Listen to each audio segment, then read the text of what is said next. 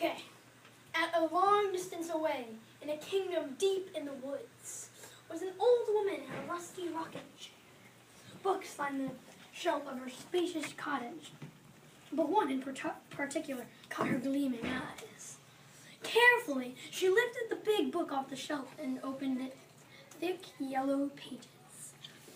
Deep in the woods, that elderly woman indulged in a story from long, long ago about three brothers on a search for their fortunes.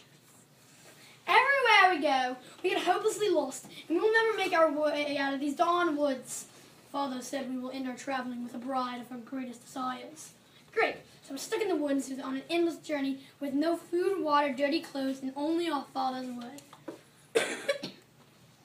Hopefully, Alex, Zach, and Nick trampled on through the woods when they came upon a family of raccoons. In the tree, the desperate raccoons watched Alex and Nick raise their shining rifles in the direction of the raccoons. Jumping in front of their loaded rifles, Zach would not allow his brothers to kill the raccoons and make coonskin hats. Killing them will do nothing for you, and these poor raccoons have done nothing to deserve it. Loping on, the three brothers came to a clear stream, flowing pure water, and bent down to take a drink so they could quench their thirst. Moving through the water were a horde of colorful fish with muscular fish bodies. Nick said they could catch one of these fish and roast it over a fire for dinner. Once again, Zach stopped their raised spears and exclaimed, "Those beautiful fish have done nothing wrong. Have done nothing wrong and do not deserve to be killed." Pretty soon, they came to a giant, honey-filled tree standing on their path with bees buzzing in and out of it. Quietly, Alex and Nick crept up with their torches in their hands, obviously wanting to burn the tree for its plentiful honey. But, again, Zach stopped them with the same words from before. Rambling on, the three brothers came to a surprisingly quiet castle in which they entered and climbed to the top.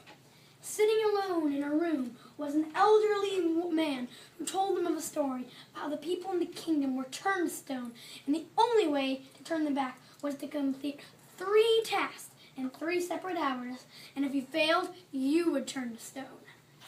The first task was to find the princess's lost pearl necklace somewhere in the giant woods by 1 hour. Both with Zach's brothers failed and were now turned to stone. Under the pressure of the time, Zach sat down and wept, only to be greeted by the family raccoons he saved, which had the pearl necklace in their paws. Valiantly, Zach went down to do the second task, which was to retrieve the princess's tiara from the bottom of the lake, which the shiny, colorful horde of fish he saved retrieved it and gave it to him. When the third task was told to Zach, he knew it wasn't possible to tell which of the 3 stone princesses were the youngest, but the queen bee of the hives, he saved, landed on the one on the right, which had a spoon of honey before it turned to stone. Xylophones rang out in the city as the kingdom was turned back from stone to people, and Zach and the youngest youngest princess, the most beautiful, of course, got married and lived happily ever after. Years passed as they ruled the kingdom, side by side, peacefully enforcing laws and spreading joy. Zach and his queen grew old and moved to a little cottage in the woods and preserved the events of Zach saved the princess and the kingdom turning to completely stone. And you just read it.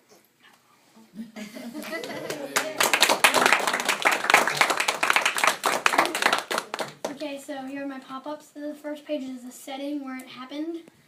So,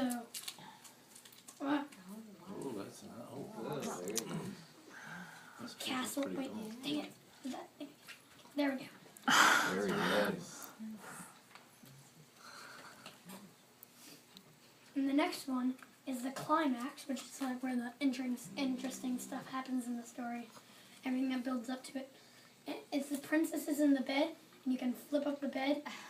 Well, I'm not finished, so some of the princesses are blank. So.